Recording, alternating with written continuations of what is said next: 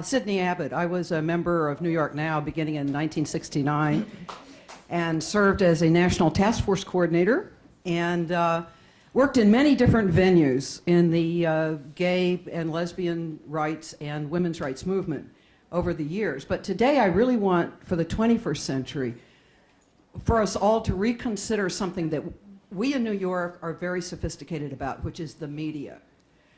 I have lived in many small towns in the last 10 or 12 years around the country, and I have seen an increasing filtering of what we get. I live now out in Southold Town on Long Island on the North Fork, and I was living recently in Greenport. And I would get up at 5 in the morning. Well, I get up at 4 in the morning so I could hear opera, because classical music is being banned even from public radio. And then I would begin with the BBC at 5 in the morning, and about 6 or 7 in the morning I'd go to National Public Radio.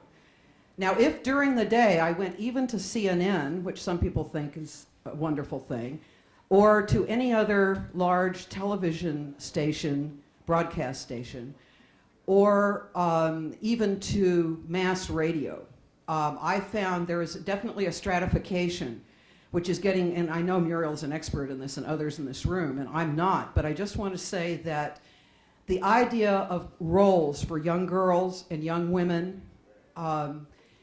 we have to keep our eye on the mass media, on certain movies that are mass movies, mass television shows. We must watch this, because what I see out there is this big, horrible, spongy rubber amoeba.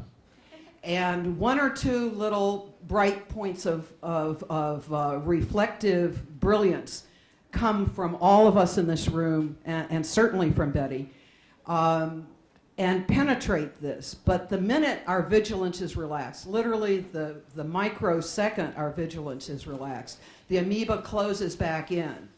I see my young nieces, 13 and 25, struggling to try to be what some of their teachers say, you know, in sports or intellectually, and I see the role of what the boys think and the young men think and the society thinks choking them at every possible moment.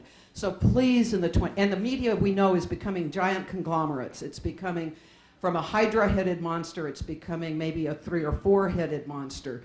And it is really ultimately frightening and much more important, I think, in many ways than what the young women learn in schools. So for the 21st century, please let me put the media on the agenda. Thank you. Sidney, I totally agree with you. And it's one of the biggest projects of the Now Legal Defense and Education Fund. We've got a big new media project, and it's something I've been begging for 29 years.